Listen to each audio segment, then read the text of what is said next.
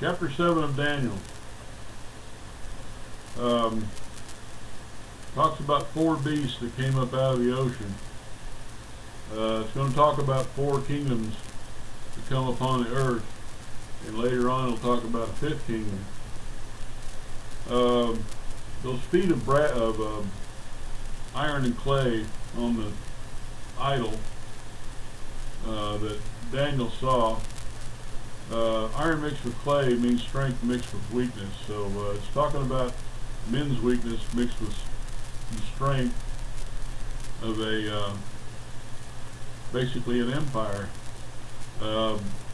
Most men say, that study this, say that is the revived Roman Empire, and you'll see what basically what it's talking about when we start getting into chapter 7 here. But first I'm going to pray. Says, Lord, ask you for your wisdom, ask you for your strength, ask you for your power to and your authority to teach this lesson, and ask you to give people ears to hear, open their hearts to receive it. I ask you to do all these things in Jesus' name and for His sake. Like I said, this talks about 4 kingdoms that in His time will arise. 2 of them will actually arise in our time. They're modern things.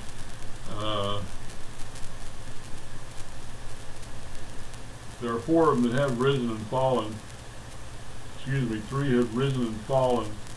The 4th one is to be, and the 5th one is to be. But there has to be a revived Roman Empire. That's the feet of clay and iron, and has 10 toes on it. And there is a program that has been developed by the UN, the United Nations, which is an oxymoron. You ever notice when a bunch of guys get together and decide to create something to make the world a better place, they wind up messing it all up? The League of Nations, after World War I was formed, it was a horrible mess. Later on they created another horrible mess and called it the United Nations. That's also an oxymoron. Another oxymoron is the European Union. There's just too much going on, too much difference between peoples, religious, government-wise, everything else.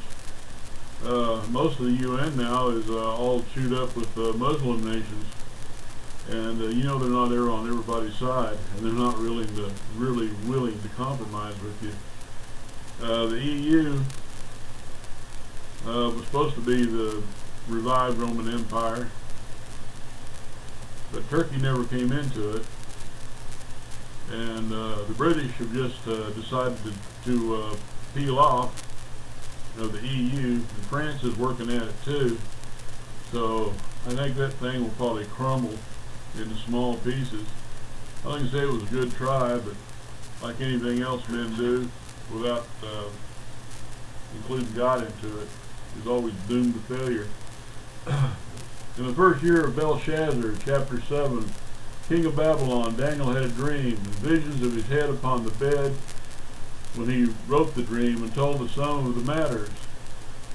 You ever got up and wrote down a dream? I've had some nutty dreams. I really didn't want to write them down so I could, repeat them. I don't think I've ever had a dream from God. I've had one visitation from an angelic being. I told you about it out there in the parking lot in the middle of nowhere with in a phone booth.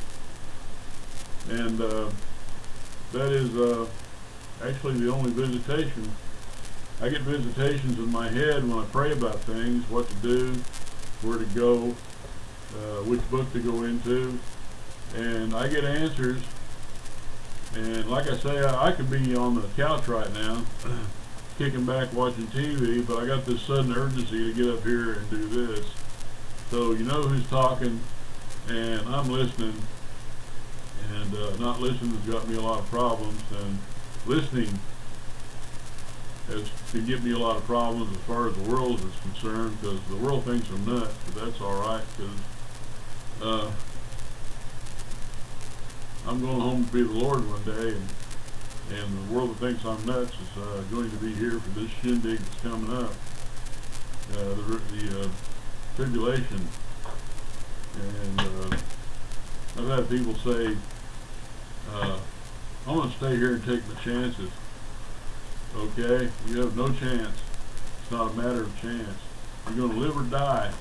If you survive it, you'll have like a 30-day period afterwards to decide where you want to spend eternity, because there'll be a last chance, a last offer from God, and after that, you're eternally up creek. So there's no chances. It's an either-or proposition. You are lost or you're saved, and there's nothing in between. Daniel spake, and I said, I saw in a vision by night, and behold, the four winds of the heavens strove upon the great sea. We're talking about blowing against each other, striving, and as if fighting each other. But it's talking about things getting really stirred up. For myself, this is a demonic thing, keeping things stirred up. The great sea, usually the ocean, prophetically, usually talks about an ocean of people, humans.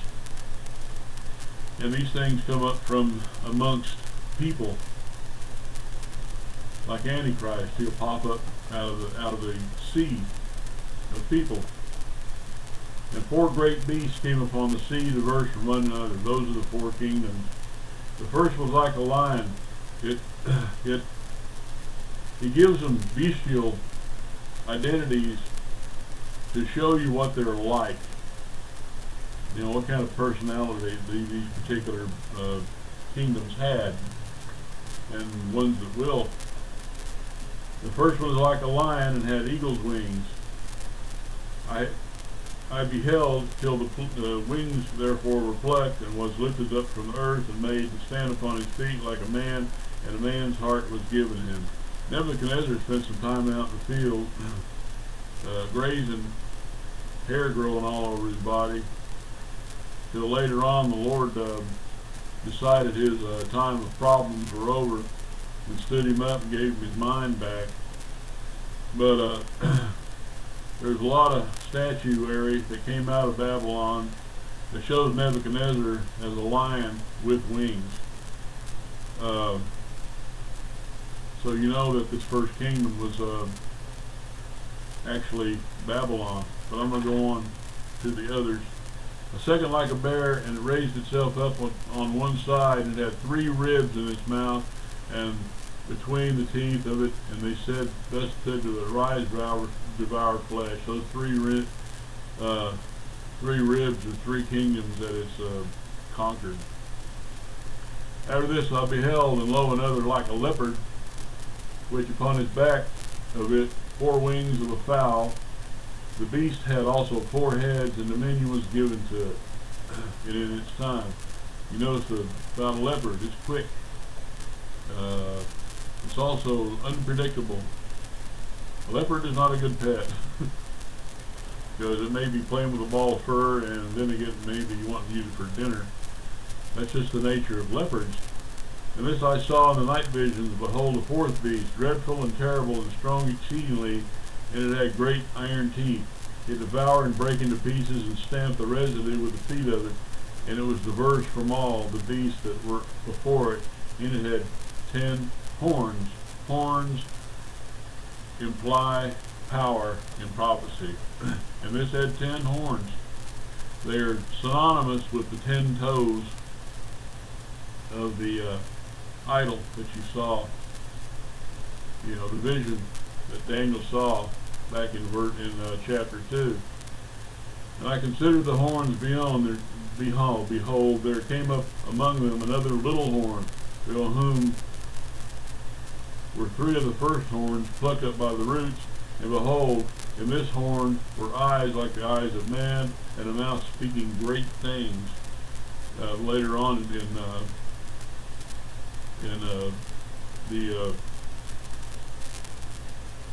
in the tribulation, in the Revelation, he'll be speaking great blasphemies. And those are things you understand who you're dealing with. I beheld till the thrones were cast down, and the Ancient of Days did sit, and that being God, whose garment was white as snow, and the hair of the head like the pure wool. His throne was like a fiery flame, and his wheels as burning fire. His wheels were seen in Ezekiel. The wheel in the wheel with the throne of God in the middle. This particular visage of God is God the Father. It's not God the Son. The God the Father is also known, has always been known as the Ancient of Days. A fiery stream issued and came forth from before him. Thousands ministered unto him, and 10,000 times 10,000 stood before him. And the judgment was set, and the books were opened, like the book of the law, like the book of the book of life. Things of that nature, to kind of let you know what's what. The thousands that ministered to him are the angelic host, minus those angels that decided to turn on God. And so they're not there. They're fixing to end up into the lake of fire. And 10,000 stood before him in a judgment. I beheld them because of the voice of the great words which the horn spake. I beheld even till the beast was slain, and his body destroyed and given to the burning flame. As concerning the rest of the beasts, they had their dominion taken away, yet their lives were prolonged for a season and a time. I saw in the night visions, behold, one like the Son of Man came out of the clouds of heaven, that being Jesus Christ, and came to the Ancient of Days, and they brought him near before him. And there was given him dominion and glory and a kingdom, and that all peoples, nations, and languages should is an everlasting dominion which shall not pass away, and his kingdom that which shall not be destroyed. That's the fifth kingdom I spoke of. I, Daniel, was grieved in my spirit in the midst of my body, and the visions of my head troubled me. Sometimes ideas can eat you alive. Of course, the things that Daniel was seeing would disturb you. It's hard for humans to handle things like that. I came near unto one of them that stood by, and asked him the truth of all this. So he told me, and made me know the interpretation of these things. We're talking about the beasts and who they are, or were. These great beasts which are four kings which shall arise out of the earth. But the saints of the Most High God shall take the kingdom, possess the kingdom forever, even forever and ever. I know I did not fail to mention that Jesus Christ died, buried, resurrected to take the kingdom back, put it back under our dominion. That's, we won't lose it again either. That I would know the truth of the fourth beast, which was diverse from all the others, exceeding dreadful, whose teeth were of iron, and his nails of brass, which devoured, brake in pieces, and stamped the residue with his feet. And the 10 horns that were in his head, and the other which came up, and before whom 3 fell, even of that horn had eyes, and a mouth that spake very great things, whose look was more stout than his fellows. Stout because he's basically the last great ruler. He has strength behind him. He has a dark strength behind him. He's actually indwelled with Satan. I behold, and the same horde made war with the saints, and prevailed against them. What are you going to do with a saint during the tribulation? If you kill a saint during the tribulation, all you're going to do is free him. He's going to be back. And until the Ancient of days came, the judgment was given to the saints of the Most High, and the time came that the saints possessed the kingdom.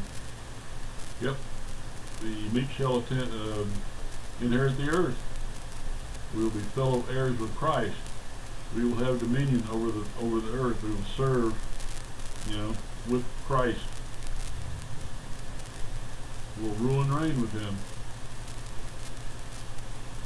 And the 10 horns out of the kingdom are 10 kings that shall arise, and another shall rise after them, and he shall be diverse from the first, and he shall subdue 3 kings. And he shall speak great words against the Most High, and shall wear out the saints of the Most High, and change times and laws. And they shall be given unto his hand until a time and times and the dividing of time. This 3.5 years. Kind of sound like the president, doesn't it? And the judgment shall sit, and they shall take away his dominion to consume and destroy it unto the end. And the kingdom and dominion and the greatness of the kingdom under the whole heaven shall be given to the people of the saints of the Most High, whose kingdom is an everlasting kingdom, and all dominions shall serve and obey him. Hitherto is the end of the matter. As for me, Daniel, my cognitions much troubled me, and my countenance changed in me, but I kept the matter of my heart. The first kingdom was like a lion. That is Nebuchadnezzar. Because, like I say, he has a lot of statuary with his head on a lion's body with wings. Lion is a regal thing. His kingdom was regal. The Hanging Gardens of Babylon, a lot of people talk about it. There's even some drawings of it. But the man designed and built some beautiful things. And finally, he came to know the Lord. In fact, in this book of Daniel, if you look it up, you'll find where he says that Daniel's God is God. Like a bear, and it raised up itself on one side. That's the Medo-Persians. The bear is ungainly. It can run fast, but if you see one run, it's kind of comical with blubber going everywhere. And it's heavy, and it moves slow for the most part. But it went out and devoured. It moves very slowly. That movie 300, talking about the Persians, the army was huge. It was a huge, slow moving. It was a juggernaut, and that's how they conquered things. But later on, the juggernaut didn't, being a juggernaut didn't help at all. Because after this, the Leopard, that is the Grecian Empire, they were quick. They were unpredictable. Alexander the Great was the king there, and you couldn't really tell what he was going to do until it would happen to you. He was a military genius. He had taken over the whole world as far as the Bible is concerned by the age of 28. In fact, he sat down and wept because there were no more places to conquer. And he showing he's having 4 wings because he moves quickly, and 4 heads, giving great knowledge. And after he died, each one of those heads was a general that his kingdom was divided up into. That's one of the reasons why the Romans so easily took the Greeks, because they picked one general at a time who were fighting amongst each other. They were talking about the EU and all that. They just couldn't get along. The Greeks in the old time, before it was settled into one country, those city-states were constantly fighting with each other. The Peloponnesian Wars, constant fighting amongst the Greeks. That's just the nature of man. Later on, you have the Roman Empire, talking about by this heavy-duty beast. With also it talks about, and has to talk about, a revived Roman Empire, something like the Roman Empire, the Roman Empire, and something like it coming up with 10 horns, which are actually the 10 divisions of the earth, the 10 states, and Antichrist will destroy 3 of them, and he'll be all over the world, all over the entire planet. These other people, took over the what's known world at that time, because beyond that was basically a mystery, and they didn't know what was beyond those places, like around the Mediterranean and all that. Up into Russia they understood things like that, but the rest of the world was just unknown. Antichrist will take over the entire world. His influence will be everywhere. But he will be the revived Roman Empire, and that rock, not cut out with hands, will strike those feet and destroy that empire and destroy that religious system, Babylon. Babylon is a religious system as well as a nation. It's a religion. The Baelish religion came out of Babylon. So now, later on, I'm going to be moving into talking about the 70 weeks of Daniel. After that, we'll go into the book of Revelation, unless the Lord changes my mind about that. So, thank you for being with me. I thank you, the ones that have actually watched these things. I hope you got something out of it. If you have questions or comments, there's a comment section down below. And Dean was a good cousin. I appreciate hearing from you. You know what I'm talking about. Anyway, so all I can say is God bless you, and you have the message.